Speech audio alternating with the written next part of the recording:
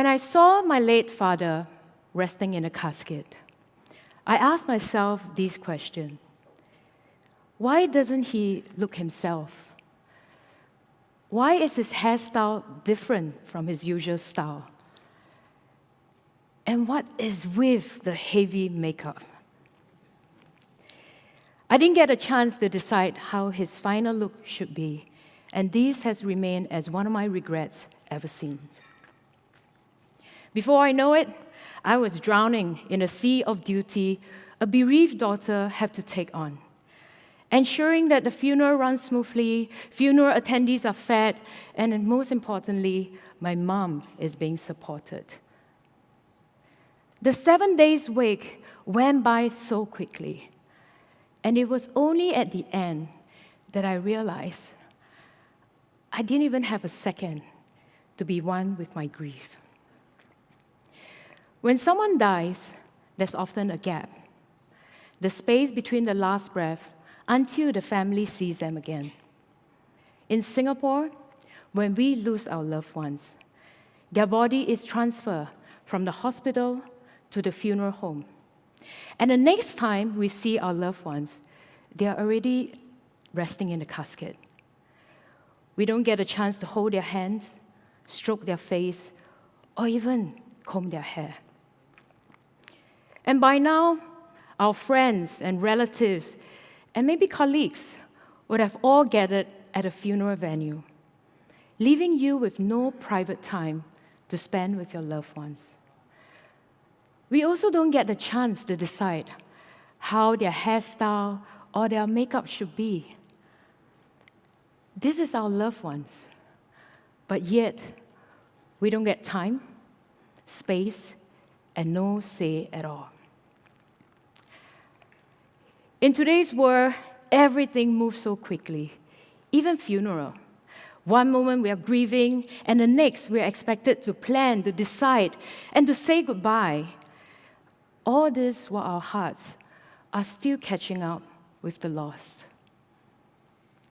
But what if it didn't have to be this way?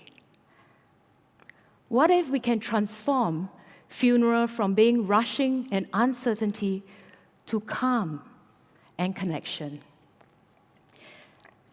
What if we can allow family to have that connection, to have that time with them? We may not be able to stop death, but we can definitely choose the way we say goodbye, with time, presence, and with love. And that's why I created a sanctuary where I allow family members to participate in the final care of their dearly departed before they are placed into the casket. We allow family members to spend time to express their love and gratitude. It's no longer about ritual or religion. It is about connection. It is about expressing love for the last time through our hands and our hearts. When family enters the sanctuary, we invite them to write a message of love on a piece of origami paper, and then they get to fold it into a paper crane or a heart shape. And these will be placed with the loved ones in the casket. And with that, showers of love begins. Together, they dress their loved ones in the chosen final outfit. They comb and style the hair. They touch and massage the hands. And they slip on the shoes, while each family member express their goodbye in their own way. In this sacred space, family are given time to express their love for the last time in a private setting. I once witnessed a father standing over the body of the eldest daughter. She was only a few years older than me. He had been stoic all week, holding all emotions in. But the minute he touches her hand, and that's when he finally broke down. Tears spoke what words never could. Her sisters later told me that they were so glad to see their father finally cry. To me, that moment, it wasn't about death. It was about love finding its own voice again.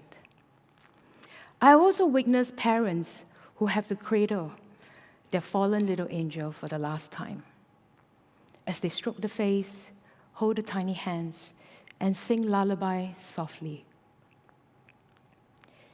These are moments no parents should ever have to go through, but I believe that parents deserve the time to hold their child, to cry, to smile through tears, and to say whatever their hearts do carry. Because goodbye is not about letting go. It is about holding on just a little longer to love, to memory, and to whatever remains forever. I never get a chance with my father, and maybe that's why I've chosen this path, because I know what it's like not to have these moments. We may not be able to choose when we say goodbye, but we can choose how love shows when goodbye comes. And it is my hope that no family should ever be rushed through goodbyes, but instead to be given the space to breathe, the time to feel, and the grace to say farewell with love. Thank you.